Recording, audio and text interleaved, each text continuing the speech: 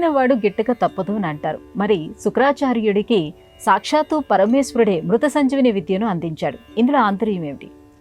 రాక్షసులందరి ఆలోచన మృత్యువు లేకుండా జీవనాన్ని గడపటమే.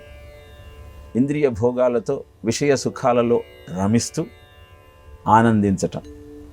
నహి శత్రుం మృత్యు సమం అమరత్వం అహం రుణే అంటాడు రావణాసురుడు. అంటే మృత్యువుకు మించినటువంటి శత్రువు లేదు, కాబట్టి చావు లేకుండా నాకు వరం ఇవ్వు అని ప్రార్థిస్తాడు. అది మటుకు అసాధ్యము, జాతస్య మరణం ధ్రువం అని బ్రహ్మదేవుడు ఇంకేదైనా వరం కోరుకోమంటాడు. ఇలానే హిరణ్యకశ్యపుడు కావచ్చు, మిగతా అంధకాసురుడు కావచ్చు, అనేక మంది రాక్షసుల కోరిక అదే. ఈ విషయాన్ని ఇంత స్పష్టంగా ఎందుకు చెబుతున్నాను అంటే, అసుర అన్న శబ్దానికి అర్థము అసుషు రమంతి ఇతి అసురః. అంటే 24 గంటలు విషయభోగాలు ఇంద్రియ సుఖాలే పరమార్థంగా జీవనాన్ని గడిపే ఆలోచన విధానమంతా ఆసురి ఆలోచన. అందుకే మృత్యువు లేకుండా వరం ఎవ్వరికీ ఎక్కడ సాధ్యము కాదు, ఇవ్వబడదు. మృత సంజీవిని విద్యను శంకరుడే శుక్రాచార్యుడికి ప్రసాదిస్తాడు కఠోరమైన తపస్సు చేసిన నేపథ్యంలో. మృత సంజీవిని విద్య ఏం చేస్తుంది అంటే చనిపోయిన వాడిని తిరిగి బతికిస్తుంది, అంతేగాని చావు లేకుండా చెయ్యదు.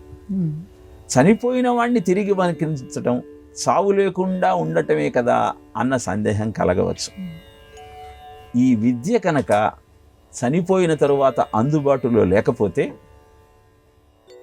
తిరిగి ఆ జీవుడు బ్రతికే అవకాశం లేదు. కనుక మృత సంజీవిని విద్య నీకు ప్రసాదింపబడుతుంది.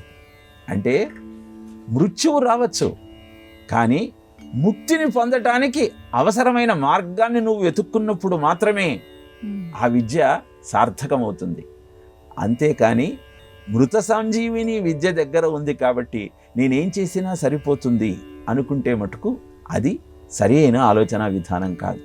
ఈ విషయాన్ని తేటచల్లని చేయటం కోసమే మనకు ఈ మృత సంజీవిని విద్య యొక్క ప్రాధాన్యతను, చనిపోయిన వారిని తిరిగి బ్రతికించిన అనేక దృష్టాంతాలను చెప్పటం జరిగింది. పురాణాల దాకా అక్కరలేదు. మహానుభావులు చాలామంది తమ తపశ్శక్తితో చనిపోయిన వాడిని తిరిగి బ్రతికించారు. కొంతకాలం వారు ప్రాణాలతో ఉండి అనంతరం వాళ్ళు కూడా దేహాన్ని వదిలాల్సినటువంటి అగత్యం ఏర్పడింది. కచుడు కూడా శుక్రాచార్యుడి దగ్గరికి వచ్చి మృత సంజీవిని విద్యను అభ్యాసం చేశాడు. మృత సంజీవిని విద్య మృత్యువును దూరం చేయవచ్చు, కానీ మృత్యువు లేకుండా చేయలేదు. అదే మృత సంజీవిని విద్యను శంకరుడు ప్రబోధించటంలో, బ్రహ్మదేవుడు మృత్యువు లేకుండా వరం ఇవ్వను అని అనటంలోనే అంతరార్థం.